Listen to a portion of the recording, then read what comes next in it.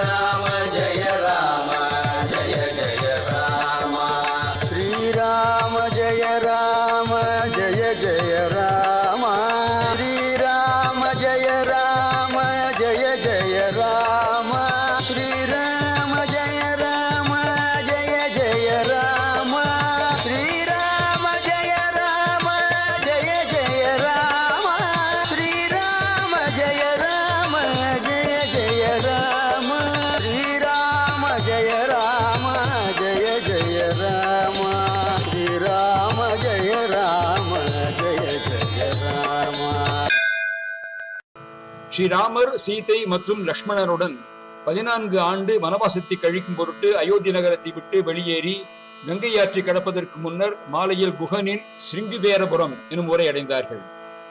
வனவாசம் செல்ல தொடங்கும் பொழுது முதல் அறிமுகமானவனும் துணை செய்தவனும் குகன் ஆவான். குகன் வேட்டுவ குலத் தலைவன். அறையில் ஆடையும் காலில் தோல் செருப்பும் அணிந்தவன். இடுப்பை சுற்றி கட்டிய ஒன்றோடு ஒன்று பிணைக்கப்பட்ட புலி வாளை உடையவன். வீர கழவுடன் அணிகலன்கள் பல அணிந்தவன். இருளை தொடுத்தது போன்று கருத்த தலைமையில் கொண்டவன். பாறை போன்ற பரந்த மார்பும் இந்திரனது வஜ்ராயுதத்தை போன்ற எடையும் நீண்ட கைகளும் கொடிய பார்வையும் பித்தன் போல தொடர்பில்லாத பேச்சும் கருமையான நிறத்தை பெற்ற உடலும் கொண்டவன். பிச்சராமன் பேச்சினன் இந்திரன் வஜ்ராயுதம் போலும் மருங்கினான் என்கின்றார் கம்பர். இத்தகு தோற்றமும் பண்பும் உடைய குகன் கங்கையாற்றின் கரையில் அமைந்துள்ள தவப்பள்ளிக்கு ஸ்ரீராமர் வந்துள்ளார் என்ற செய்தி அறிந்து பார்க்க சென்றான். தனது படைகளையும் சுற்றத்தினரையும் விட்டு தான் மட்டும் தனியாக ராமரை காண்பதற்காக தேனையும் மீனையும் ஒருங்கை காணிக்கையாக கையில் எடுத்துக் கொண்டு செல்கிறான். ஒருங்கு தேனொடு மீன் உபகாரத்தன் இருந்த வள்ளலை காண வந்து எய்தினான். வேடர் குலத்திலே சிறந்த தலைவனாக விளங்குபவன் குகன். அவன் போராற்றலும் பேராற்றலும் மிக்கவன் என்பதை இந்த பகுதி புலப்படுத்துகிறது. ஆற்றிலே கிடைக்கும் மீனையும் உயர்ந்த மலையிலே கிடைக்கும் தேனையும் கொண்டு வந்து ஸ்ரீராமரிடம் காணிக்கையாக தருகின்ற பொழுது கண்ணப்பரை போல குகனின் இறைபக்தி வெளிப்படுகிறது. ஸ்ரீராமரை காண தவப்பள்ளி வாயிலை அடைந்த குகன் தான் வந்துள்ளதை தெரிவிக்க கூவி குரல் கொடுத்தான். முதலில் லக்ஷ்மணர் நீ யார் என்று கேட்க குகன் அன்போடு வணங்கி தேவா நின் கடல் சேவிக்க வந்தனன் நாவாய் வேட்டுவன் நாய் அடியேன் என்றான். ஐயனே நாய் போன்ற அடியனாகிய நான் ஓடங்களை செலுத்தும் வேடனாவேன். தங்கள் திருவடிகளை தொழ வந்தேன் என்று கூறினான். லக்ஷ்மணர் தன் தமையனாகிய ராமனிடம் தூய உள்ளமும் தாய் அன்புமுடைய குகன் தன் சுற்றம் சூழ தங்களை காண வந்துள்ளான் என்பதை தெரிவித்தார். ஸ்ரீராமனும் மன மகிழ்ச்சியோடு நீ சென்று குகனை அழைத்து வருக என்று கூற லக்ஷ்மணரும் உள்ளே வருக என்று அழைத்தார். குகன் அழகு திகழும் ஸ்ரீராமரை தன் கண்களினால் கண்டு களிப்படைந்து நெடுஞ்சான் கிடையாக தண்டனிட்டு விழுந்து வணங்கினான். உடலினை வளைத்து வாயினை பொத்திக் கொண்டு பணிவுடன் நின்றான். வள்ளுவர் கூறும் பணியுமாம் என்றும் பெருமை சிறுமை அணியுமாம் தன்னை வியந்து என்பதற்கு ஏற்ப குகனின் பணிவு உயர்த்தப்படுகின்றது. ராமர் பணிவு கொண்ட குகனை தன் அருகிலே அமரும்படி கூறினார். ஆனால் குகன் அமரவில்லை. அளவு கடந்த அன்பை வெளிப்படுத்தி குகன் ராமரை நோக்கி தங்களுக்கு உணவாக அமையும்படி தேனையும் மீனையும் பக்குவப்படுத்தி கொண்டு வந்துள்ளேன். தங்களுடைய எண்ணம் யாதோ என்று கேட்டான். அதை கம்பர் சொல்லுகிறார். இருத்தி ஈண்டு என்னலோடும் இருந்திலன் எல்லை நீத்த அருத்தியன் தேனும் மீனும் அமுதினுக்கு அமைவதாக திருத்தின் என் குணர்ந்தேன் என் தொல் திருவுளம் என்ன. குகன் கொண்டு வந்த பொருள்கள் தேன் மீன் மட்டுமல்ல உயர்ந்த அன்பினையும் கொண்டு வந்துள்ளான் என்பதனை அறிய முடிகிறது. ராமர் குகனை நோக்கி நாம் இன்று தபச்சாலையில் தங்கி நாளை கங்கையை கடப்போம். எனவே நீ அன்பு நிறைந்த உன் சுற்றத்தாரோடு இங்கிருந்து சென்று உன்னுடைய நகரத்தில் மகிழ்வோடு இனிதாக தங்கி விடியற்காலி நாங்கள் ஏறி செல்வதற்குரிய ஓடத்துடன் இங்கே வருக என்றார். கார்மேக மன்னனாகிய ராமர் கூறியவுடன் பேரன்புடைய குகன் இவ்வுலகம் முழுவதையும் செல்வமாக உடையவரே, உங்களை இந்த தபக்கோலத்திலே பார்த்தும் என் கண்களை பிடுங்கி பறித்து எரியாத கள்ளனாகிய நான் பெருந்துன்பம் அடைந்துள்ளேன். மேலும் இந்நிலையிலே உங்களை பிரிந்து எனது இருப்பிடத்தை நோக்கி செல்ல மாட்டேன். ஐயனே, இங்கிருந்து என்னால் முடிந்த அளவிலே அடிமை தொழில் செய்கிறேன் என்று வேண்டினார். குகனின் வேண்டுகோளை கேட்ட ராமர் தன் அருகில் நின்ற சீதை லக்ஷ்மணர் ஆகிய இருவரின் திருமுகத்தையும் நோக்கி அவர்கள் மனமும் ஏற்றுக்கொள்வதை அறிந்து கருணையினால் மலர்ந்த கண்களை உடையவனாகிய எவற்றிலும் இனிமையான நண்பனே, நீ விரும்பியவாறு என்று என்னோடு தங்கியிரு என்று குகனிடம் கூறினார். நாங்கள் காட்டில் வாழ்ந்தாலும் செல்வத்திலும் வலிமையிலும் குறைவற்றவர்கள். ஆனால் பொய் வாழ்க்கை பெறாதவர்கள். எங்களை உறவினராக கருதி எங்கள் ஊரில் நெடுங்காலம் இனிதாக தங்கியிருங்கள். செய்ய வேண்டிய முறைப்படி நீங்கள் சொல்லும் வேலைகளை செய்வோம். குகன் வேண்டுகோளை கேட்ட ராமர் மிகவும் மன நெகிழ்ச்சியோடு சிரித்தார். வீரனே, நாங்கள் புண்ணிய நதிகளில் நீராடி ஆங்காங்கு உள்ள புனிதமான புனிவரை வழிபாடு செய்து வனவாசம் செய்ய வேண்டி சில நாட்கள் முடிந்ததும் உங்களிடம் வந்து இனிதாக சேருவோம் என்று குகனிடம் ஸ்ரீராமர் கூறினார். ராமரின் கருத்தை அறிந்து கொண்ட குகன் விரைவாக சென்று பெரிய படகு ஒன்றை கொண்டு வந்தான். தாமரை மலர் போலும் கண்களை உடைய ஸ்ரீராமர் அங்கிருந்த முனிவர்களான அந்தணர்கள் அனைவரிடமும் விடைதருக என்று கூறிவிட்டு அழகு திகழ் சீதையோடும் லக்ஷ்மணரோடும் படகிலே இனிதாக ஏறினார்கள்.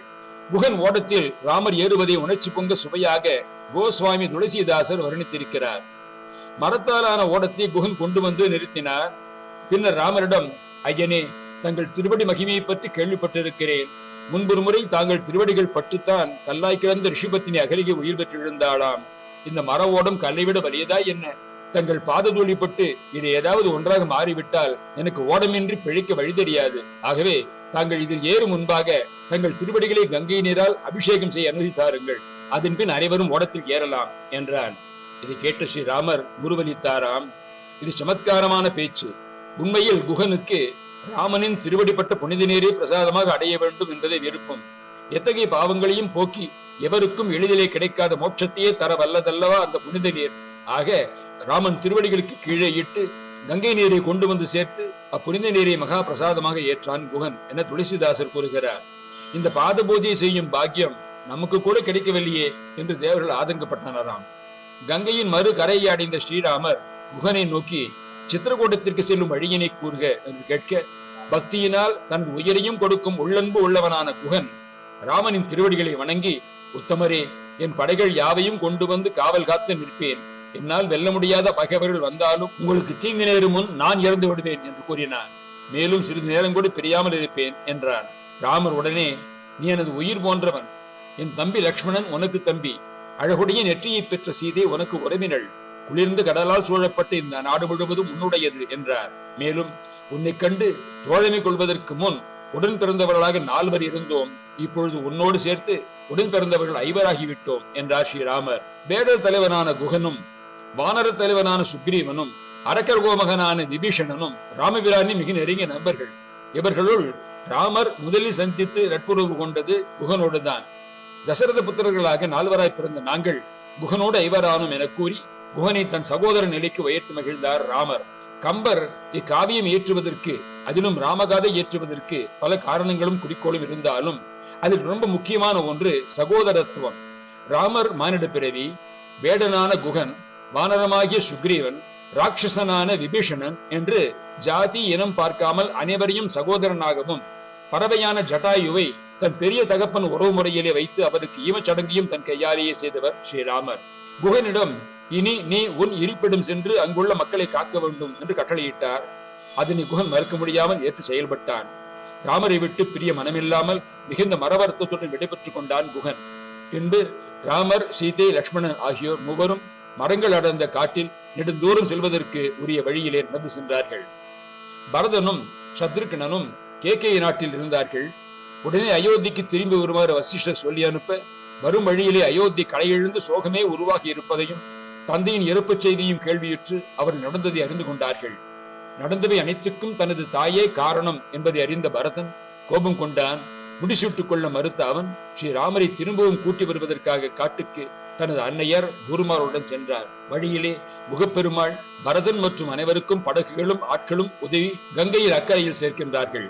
தங்கள் தந்தை காலமான செய்தியை கூற ராமலட்சுமணர் மிகவும் சோகத்திலே ஆழ்ந்தார்கள். தந்தைக்குரிய ஈமச்சடங்கு காரியங்களை செய்தார்கள். பரதன் ராமரிடம் திரும்பி வந்து ஆட்சி செய்யுமாறு கேட்டுக்கொள்கிறார். தந்தையின் சொல்லை காப்பாற்றுவதற்காக அயோத்தி வரை ராமர் மறுக்கவே பரதன் ராமரின் கால் அடிகளை பெற்றுக்கொண்டு அயோத்திக்கு சென்றார்.